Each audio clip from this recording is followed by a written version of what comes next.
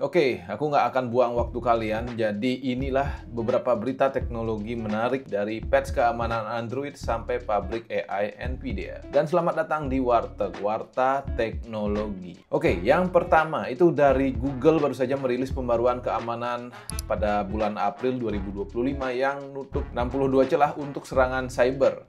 Jadi kalau kalian pakai Pixel atau Android, silakan segera cek pembaruan Android kalian di setelan keamanan dan pembaruan sistem supaya data kalian itu tetap aman, karena mencegah itu lebih baik daripada mengobati.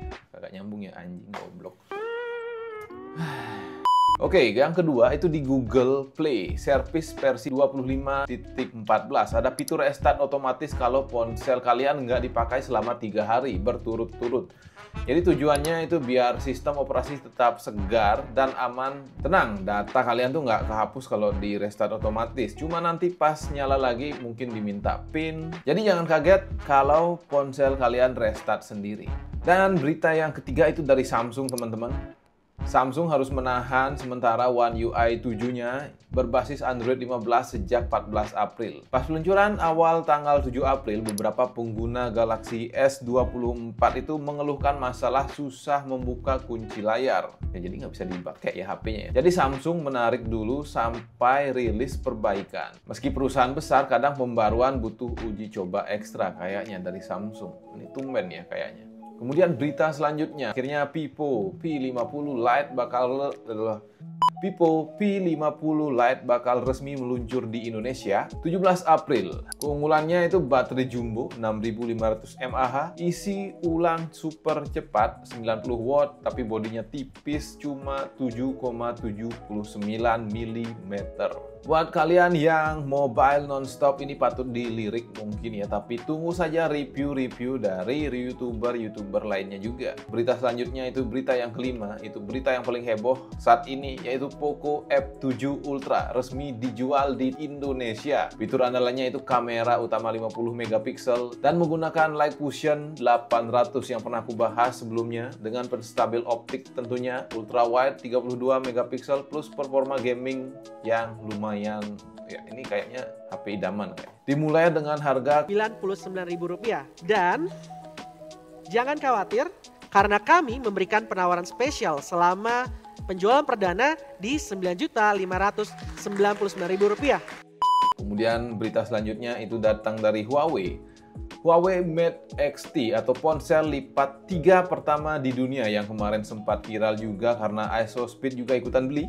What the hell? Best camera on any phone? Yeah. Oh. Shit clear. That shit clear though. Hold on.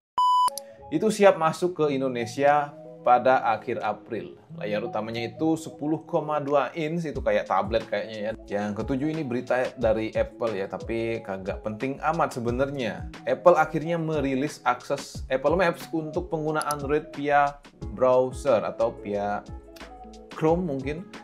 Jadi cukup buka maps.apple.com di Chrome, lalu bisa cari lokasi dan pakai fitur lock around. Walaupun fitur transit dan login Apple ID itu belum lengkap. Jadi coba deh bandingkan sama Google Maps. Tapi aku yakin kalian lebih suka pakai Google Maps karena ya, aku saja pakai iPhone itu aku uninstall itu Maps Apple-nya.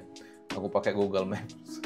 Yang terakhir itu berita dari Nvidia. Jadi Nvidia kena dampak dari perang dagang Cina dan Amerika Serikat dan bakal bangun pabrik chip AI di Arizona dan Texas. Tujuannya yaitu memindahkan sebagian produksi ke AS biar pasokan chip stabil dan menghindari dampak kebijakan dagang yang makin aneh aja gitu.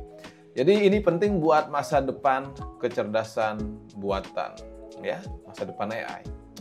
Itu dia beberapa berita teknologi dari 9 sampai 16 April. Mungkin ada yang kelewat, bisa kalian komen di bawah teman-teman. Menurut kalian topik mana yang paling seru? Tulis di kolom komentar ya. Dan jangan lupa subscribe channel ini, bantu aku menyentuh 1.500 subscriber.